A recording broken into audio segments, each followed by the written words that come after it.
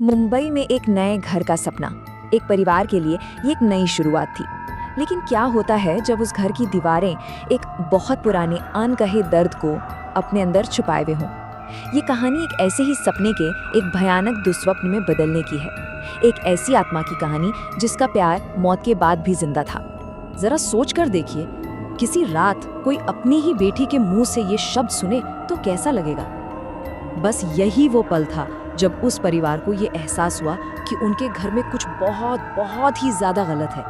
ये कोई मामूली साया नहीं था, नहीं, ये कुछ ऐसा था जो उनके परिवार की जगह लेना चाहता था। तो कहानी शुरू होती है सुमित, ताबी और उनकी दो प्यारी बेटियों रिया और साक्षी के साथ। सुमित की कंपनी ने उन्हें मुंबई में रहने के लिए एक नया घर दिया था और पूरा परिवार एक नई जिंदगी शुरू करने के लिए बहुत ज्यादा खुश था। उन्हें इस बात का जरा भी अंदाजा नहीं था कि उस घर में उनका इंतजार आखिर कौन कर रहा था। सबसे पहले घर का वो अंधेरा बेसमेंट वो छोटी रिया को अपनी तरफ खींचने लगा। जब सुमित उसे ढूंढता हुआ वहां पहुंचा तो रिया ने बताया कि उसने वहां केक और गुब्बारों वाली एक बर्थडे पार्टी देखी है और उसे लगा कि उसके पापा कोई जादू दिखा रहे हैं। लेकिन असल में सुमित ने उसे वहां अजीब अनजाने कपड़ों में बिल्कुल अकेले पाया था। और इसके बाद तो बस खौफनाक घटनाओं का एक पूरा सिलसिला ही शुरू हो गया। ताबी को भयानक सपने आने लगे जिसमें वो दो छोटी बच्चियों को सड़क पार करते हुए एक कार से टकराते देखती थी। फिर एक रात तो सच में हद ही हो गई जब उसने अपनी दोनों बेटियों को बेसमेंट में चाकू पकड़े हुए पाया और कोई अनदेखी आवाज हैप्पी बर्थडे गा रही थी। और फिर वो रात आई जब ताबी का उस साये से सीधा सामना हुआ।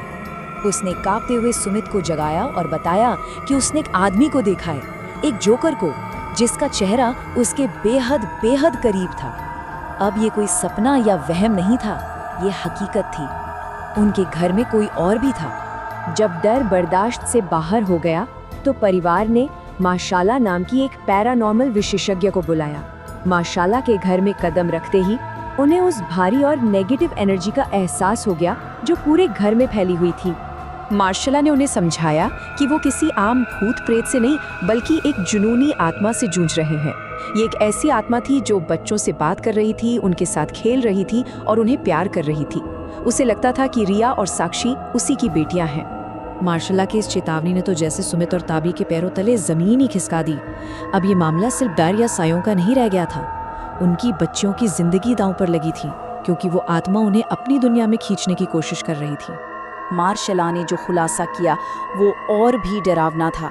उस आत्मा ने रिया और साक्षी की आत्माओं को उनके शरीर से लगभग अलग कर दिया था। उनके शरीर तो घर में थे, लेकिन उनकी आत्माएं उस जोकर के कब्जे में थीं। अगर जल्द ही उस रूहानी पकड़ को तोड़ा नहीं गया तो बच्चियां हमेशा के लिए खो जाएंगी। और हालत तब और ज्यादा बिगड़ गई जब उस आत्मा ने बच्चों के जरिए बोलना शुरू कर दिया। उसने सीधे सुमित को चुनौती दी और कहा, तुम हमारे असली पापा नहीं हो। असली पापा तो वो हैं जिन्हें हमारा जन्मदिन याद है। पर ये आत्मा थी कौन और वो ऐसा क्यों कर रही थी? इस सवाल का जवाब उसी घर के अंदर छिपा हुआ था। जब घर की तलाशी ली गई तो उन्हें एक पुरानी फैमिली एल्बम मिली और उस एल्बम ने एक दबे हुए दर्दनाक राज से पर्दा उठा दिया। उस एल्बम से पता चला कि सालों पहले उस घर में जय नाम का एक आदमी अपनी दो बेटियों नेहा और श्रुति के साथ रहता था। ये एक बहुत ही भयानक समानता थी। ऐसा लग रहा था मानो इतिहास खुद को एक खौफनाक तरीके से दोहरा रहा हो। वो आत्मा जय की थी, एक ऐसा इंसान जो एक सर्कस में जोकर का काम करता था और अपनी बेटियों से दुनिया में सबसे ज्यादा प्यार करता था। लेकिन उसकी जिंदगी बिल्कुल भी आसान नहीं थी। सर्कस बंद हो चुका था और उसका घर नीलाम होने वाला था। अपनी बेटियों नेहा और श्रुति के जन्मदिन पर तमाम मुश्किलों के बावजूद जय ने उनसे ये प्यार भरा वादा किया। वो बस किसी भी कीमत पर अपनी बेटियों के चेहरे पर एक मुस्कान देखना चाहता था, बस। और फिर वो दिन आया जिसने सब कुछ तबाह कर दिया। जय अपनी बेटियों के लिए जन्मदिन का केक लेने बाहर गया, लेकिन जब वो लौटा तो उसे पता चला कि एक कार दुर्घटना में उसकी दोनों बेटियों की मौत हो गई है। एक पल में उसकी पूरी दुनिया ही उजड़ गई थी। अपनी बेटियों को खोने का दर्द जय कभी सह नहीं पाया। उसने कसम खाई कि वो हमेशा हमेशा अपनी बेटियों का इंतजार करेगा, चाहे इस दुनिया में हो या किसी और दुनिया में। और यही अधूरा इंतजार उसकी आत्मा को उस घर में हमेशा के लिए कैद कर गया। तो मतलब पूरी कहानी की जड़ यही थी।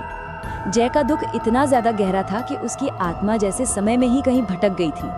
और जब उसने सुमित की बेटियों को देखा तो उसे लगा कि ये तो उसकी अपनी बेटियां नेहा और श्रुति हैं जो लौट आई हैं।